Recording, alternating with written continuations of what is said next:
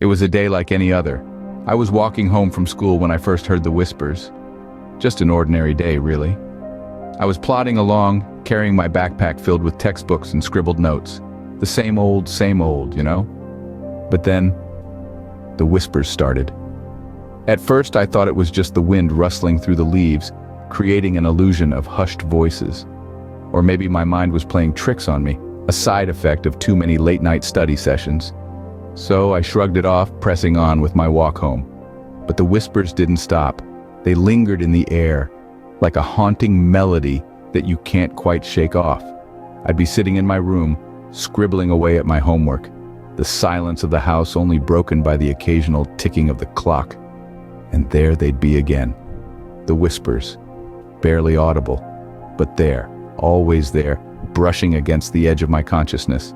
I'd spin around, expecting to see a friend playing a prank, or maybe my kid sister trying to scare me, but there was never anyone there. Just me and the whispers. I couldn't ignore it any longer. The whispers were a part of my life now. I started to spend sleepless nights trying to understand the murmurs that had become my constant companions. They were no longer just random whispers.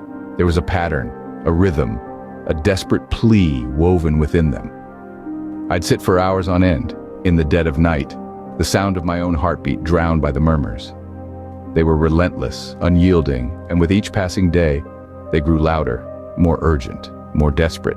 It was as if they were trying to communicate, to tell me something important. And then one night it hit me. It wasn't just random gibberish, it was a message, a cry for help, the voice, the whispers. They were pleading, begging for someone to listen, to help. That's when I realized I wasn't just hearing whispers, I was hearing a voice from the fringes of existence, from the realm of the misunderstood, the overlooked. This revelation, it was unsettling. It made my stomach churn, my heart pound.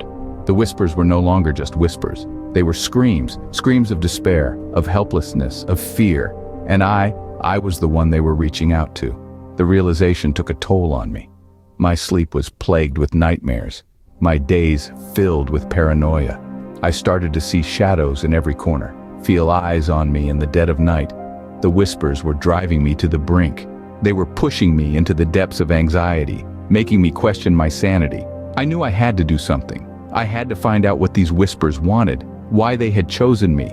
But the thought of delving deeper, of uncovering the truth, it scared me. It scared me more than the whispers themselves. But I knew I couldn't keep this to myself any longer. It was time to seek help. It was time to unveil the truth behind the whispers. It was time to confront whatever it was that was reaching out to me. And so I decided it was time to face my fear. I confided in my best friend Mark. He was skeptical but agreed to help. We started our investigation, trying to unravel the mystery of these whispers that seemed to be haunting me. We spent hours poring over old city records, looking for any hint of something or someone that might be connected to my house or the neighborhood. In the public library, we found ourselves surrounded by dusty books and documents, our eyes squinting at the faded texts. We scanned through newspaper clippings, trying to find any reports of similar occurrences, but it was like looking for a needle in a haystack.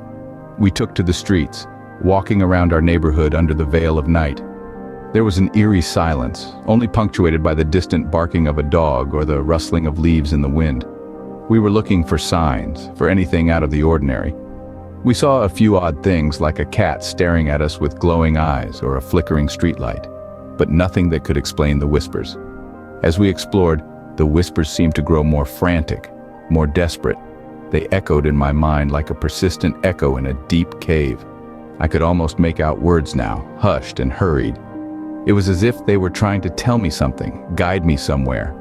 Mark was patient, even though I could tell he was growing weary. We were both running on caffeine and determination, but the whispers were wearing me down. It was like a constant hum in the background, never letting me forget its presence. Then, one night, our investigation took a turn. The whispers grew louder, more insistent. They seemed to be pulling me in a specific direction, like a compass pointing north. We followed the invisible trail, our hearts pounding in our chests. And there it was, looming in the shadows, an abandoned house at the end of the street. One night, the whispers led us to an abandoned house at the end of the street. It stood there, silent and foreboding, a relic of a time long past. As we stood there staring at the decrepit structure, I knew in my gut that this was where the whispers wanted me to go. It was here, in this forgotten place, that we hoped to find answers. The house was old and decrepit, a relic of a time long past. The paint was peeling and the wooden floorboards creaked under my weight as if crying out in protest. The air was stale and heavy, like it was holding on to years of secrets, unwilling to let them go. The whispers that had been faint outside the house grew louder, more distinct. It was as if the house itself was breathing, whispering its dark secrets into my ear. The walls, they seemed to echo with a deep guttural murmur that sent chills down my spine. I could almost make out words, but they were lost in a cacophony of moans and sighs.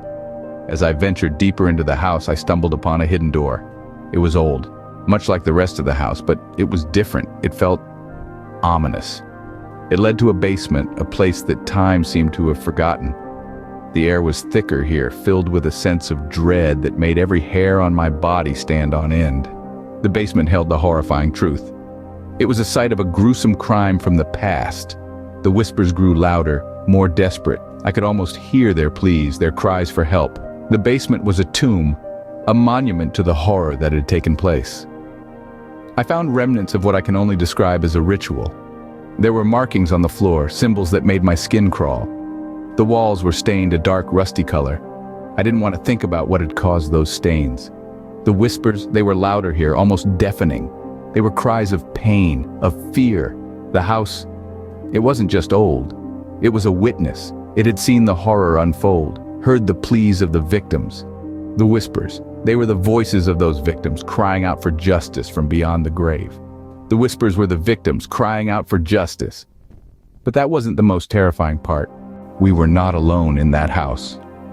The realization hit us like a ton of bricks. It was like being slapped awake from a nightmare, only to find that the nightmare was real. It was Mark who first sensed it. A shiver ran down his spine, his face turned ashen, and he froze in his tracks. "We have company," he whispered, his voice barely audible. I couldn't see anything at first, but then I felt it too. A chilling presence that seemed to seep into your bones, making your teeth chatter and your hairs stand on end. It was as if the very air around us had turned hostile. Every creak of the old wooden floorboards, every gust of wind, every shadow that flitted across our peripheral vision seemed to be echoing a stark message. We were not welcome here. We were intruders in a space that didn't belong to us. That's when we heard it, the soft, muffled sound of footsteps. There was an eerie rhythm to it, like a slow dance of death. Then came the whispers. Soft, hissing sounds that curled around us filled the air with an undercurrent of menace. The words were incoherent, but the tone was unmistakable. It was anger. An anger so powerful it felt like a physical force. Without a word, Mark and I bolted towards the door. We ran like our lives depended on it, because they probably did. But the whispers didn't stop. They followed us, growing louder and more frantic with each passing second. We made it out onto the street, gasping for breath, our hearts pounding. We were free, or so we thought. But even as we put distance between us and that God-forsaken house, the whispers continued. They were in our heads now, a relentless echo that refused to die down. Something followed us from that house, and it wasn't happy. It was a chilling revelation, a terrifying truth we had to live with. We had escaped the house, but we hadn't escaped the horror. It had latched onto us, and it wasn't letting go.